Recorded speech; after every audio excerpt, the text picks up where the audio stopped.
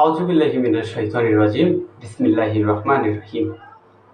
প্রিয় দেশবাসী, আসসালামু আলাইকুম রাহমাতুল্লাহি ওয়া বারাকাতুহু। ভিডিওটি যে যেখান থেকেই দেখছেন, আশা করি এই মুহূর্তে এখন এই পরিস্থিতিতে আলহামদুলিল্লাহ বাংলাদেশের অবস্থা মোটামুটি খুব ভালো অবস্থানে অবস্থান করছেন। আপনারা জানেন, কোটা আন্দোলন নিয়ে যে আন্দোলনটি বাংলাদেশে সৃষ্টি হয়েছিল, সেই আন্দোলনটি বাতিল করে দ্বিতীয় পর্যায়ে বাংলাদেশের মানুষ এবং বাংলাদেশের প্রত্যেকটি ছাত্র, প্রত্যেকটি মানুষের জায়গা থেকে বাংলাদেশের এক দফা দাবিতে বাংলাদেশকে ভালো এবং সুরক্ষিত রাখার জন্য সেই প্রচেষ্টায় তারা চেষ্টা করে, অক্লান্ত পরিশ্রম করে আপনাদের খুনি হাসিনাকে, বিশেষ করে খুনি হাসিনাকে বাংলাদেশ থেকে পদত্যাগ করার একটি সিদ্ধান্ত নিয়েছেন।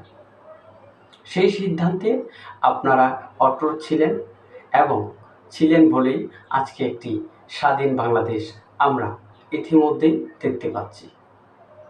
প্রিয় দেশবাসী, আমরা জানি আমরা অনেক ক্লান্ত পরিশ্রম এবং অনেক শোক কাটিয়ে আজকে বাংলাদেশের মানুষ প্রতিটি মানুষের জায়গা থেকে খুবই আনন্দিত এবং খুবই উল্লাসে মেতে উঠেছি।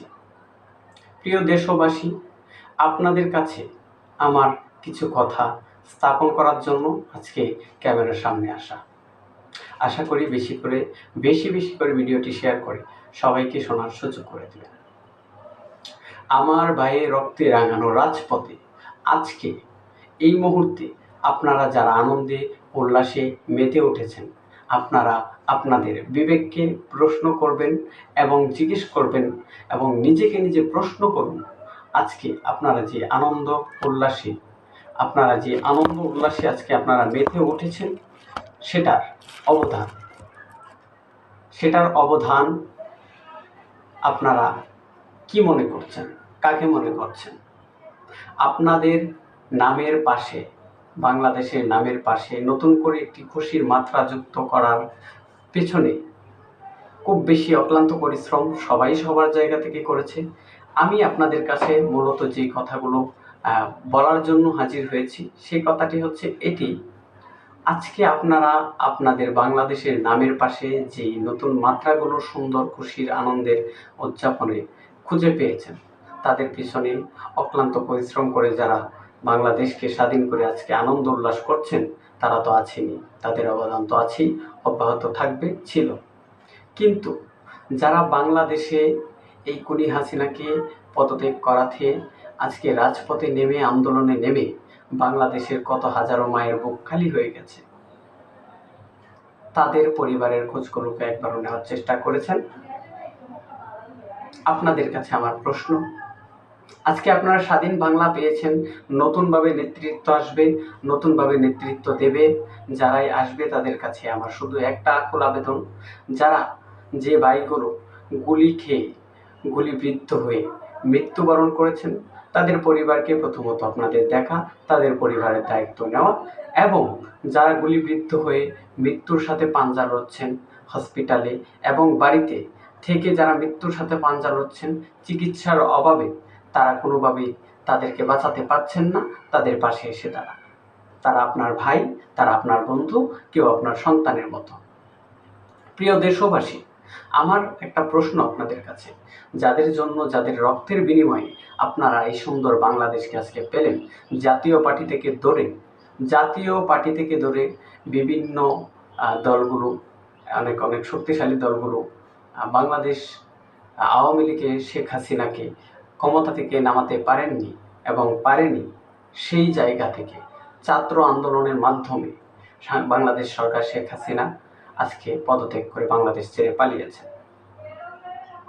এই জন্য ছাত্রদের প্রতি অনেক সম্মান, শ্রদ্ধা, ভালোবাসা।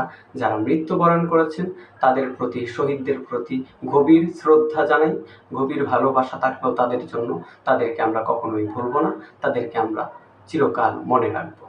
প্রিয় দেশবাসী, আপনাদের কাছে শেষ পর্যন্ত আমার আরও 2-3টা কথা, সেগুলো হচ্ছে যারা গুলিবিদ্ধ হয়ে, আমি আবারও বলি, যারা গুলিবিদ্ধ হয়ে চিকিৎসার অভাবে চিকিৎসা করাতে পারছে না এবং তাদের পরিবারে হাল ধরার মতো এখন কেউ নেই, যেই লোকটি জীবন জীবিকা নির্বাহ ক্ষেত্রে বাহিরে বের হয়ে আন্দোলনে হোক যেভাবে হোক গুলিবিদ্ধ হয়ে আজকে বিছানায় পড়ে পাঞ্জা লড়ছে মৃত্যুর সাথে, টাকা পয়সার অভাবে চিকিৎসা করাতে পারছে না, যাদের কারণে আপনারা সুন্দর বাংলাদেশ পেয়েছেন তাদেরকে ভুলে যাবেন না।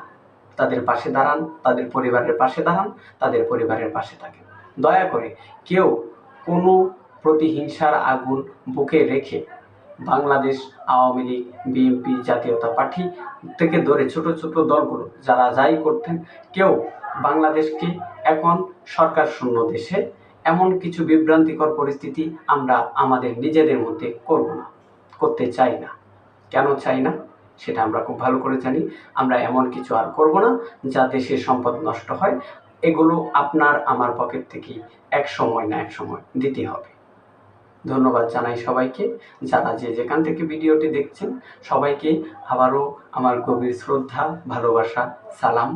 আমার ছোট ভাই মোহাম্মদ আব্দুর রাহিম গুলিবিদ্ধ হয়ে আজকে 12 থেকে 14 দিন হয়, চিকিৎসার অভাবে চিকিৎসা করাতে পারছি না। আপনারা আমার মতো আরও যে ভাই, অসহায় ভাইগুলো আছে, চিকিৎসা করাতে পারছে না, তাদের মুখের দিকে একবার তাকান, তাদের দিকে একবার তাকান, তাদের পরিবারের পাশে দাঁড়ান এবং নতুন সরকার গঠন হলে সেই সরকারের প্রথম দায়িত্ব যেন এটাই থাকে, যারা দেশকে নতুনভাবে নতুন করে আবারও 2024 সালে এসে স্বাধীন করেছেন, যাদের কারণে, যাদের রক্তের বিনিময়ে আপনারা আবারও নতুন করে ক্ষমতায় আসতে পেরেছেন, যা আপনারা দীর্ঘ 15টি বছর পারেননি, তাদেরকে আপনারা ভুলে যাবেন না। তাদের পাশে দাঁড়ান, তাদেরকে সরকারিভাবে চাকরি হোক, যে কোনো একটা ব্যবস্থা হোক করে দেওয়ার চেষ্টা করেন। সেই পরিবারগুলো আত্মা এবং সেগুলো পরিবারগুলো ভালো থাকবে, সেই আত্মা থেকে আপনাদের জন্য ভালো একটা দোয়া আসবে। সেটা আমরা যেহেতু জাতে বাঙালি, আমরা কখনোই এগুলো ভুলবো না, ভুলিনি, ভুলতে চাই না। ধন্যবাদ সবাইকে। লাখো কোটি মানুষের ভালোবাসায় আজকে বাংলাদেশ স্বাধীন, বাংলাদেশ নতুন রূপে মাত্রা ধারণ করবে। কে ক্ষমতায় আসবে, কে কতটুকু ভালো করতে পারবে, সেটাই এখন আমরা দেখবার পালা। ধন্যবাদ সবাইকে। আসসালামু আলাইকুম ওয়া রাহমাতুল্লাহি ওয়া বারাকাতুহু।